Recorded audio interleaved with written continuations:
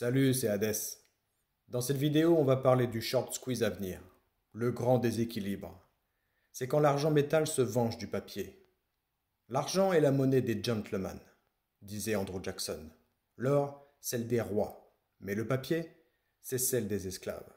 Et dans cette bataille séculaire entre le tangible et le spéculatif, l'argent métal semble sur le point d'arracher ses chaînes.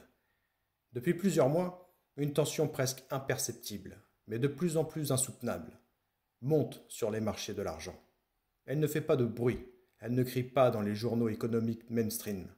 Elle chuchote dans les carnets d'ordre du COMEX, dans les chiffres du CFTC, dans les livraisons en baisse des coffres de Londres, et dans les yeux hagards des banques qui sentent peut-être venir leur propre talon d'Achille, le short squeeze de l'argent métal.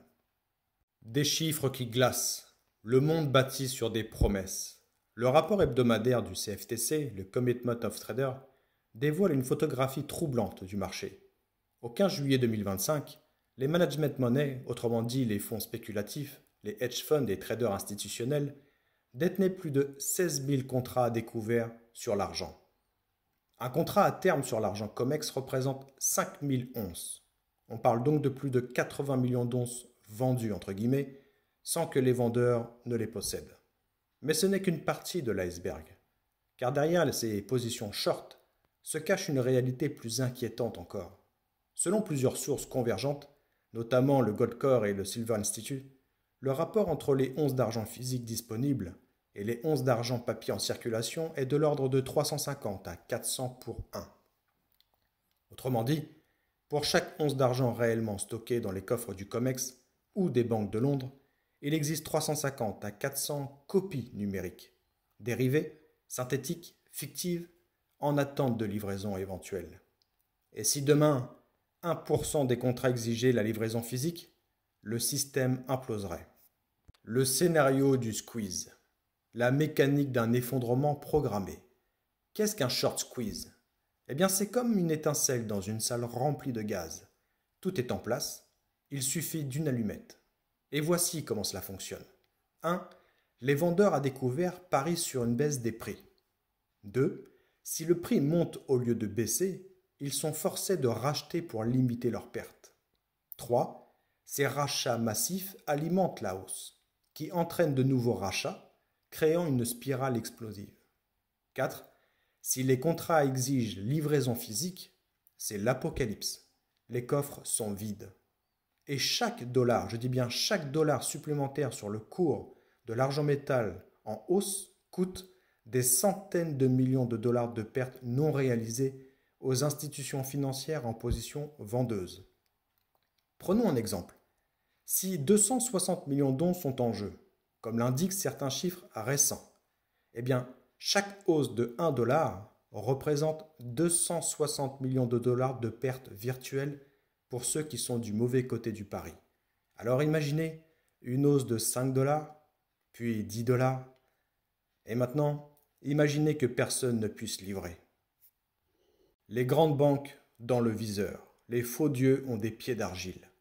Les banques commerciales et bullion banks, JP Morgan, HSBC, Scotiabank, RIP, soit dit en passant, UBS et consorts, jouent depuis longtemps aux alchimistes. Elles transforment de la confiance en argent, du papier en profit. Mais cette magie repose sur un mensonge. Elles vendent de l'argent qu'elles n'ont pas. Et tant que personne ne demande la livraison, eh bien, tout va bien. Mais depuis la pandémie, depuis la guerre en Ukraine, depuis les sanctions, depuis les BRICS+, depuis les tensions géopolitiques et la dédollarisation, de plus en plus d'acteurs veulent du physique, du tangible, du réel. Et c'est là que le jeu change. Début 2024, la LBMA enregistrait déjà des sorties nettes d'argent physique jamais vues depuis 2011.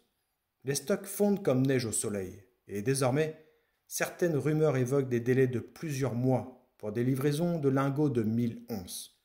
Alors, que se passe-t-il si, dans ce contexte, les prix s'envolent et que les vendeurs doivent livrer?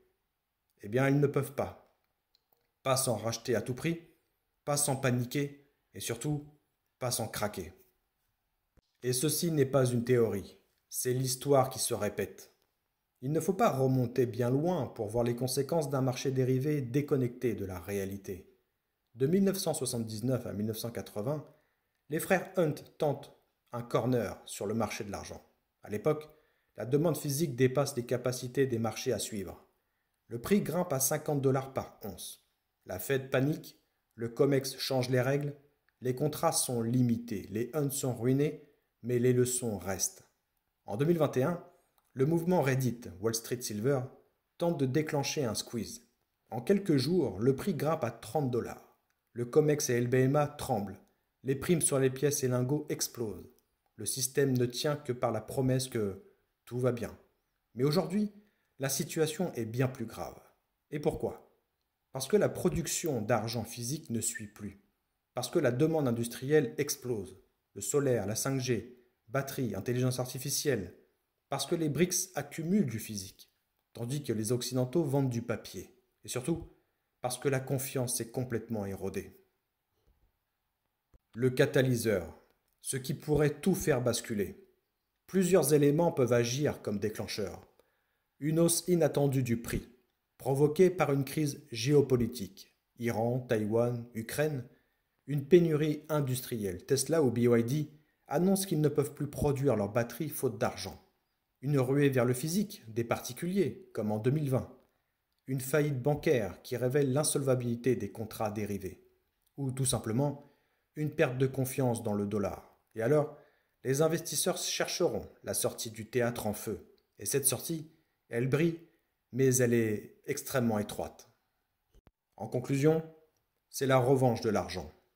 L'argent métal a toujours vécu dans l'ombre de l'or, moins noble, moins rare, moins vénéré, mais ô combien plus utile, plus industriel, plus vital.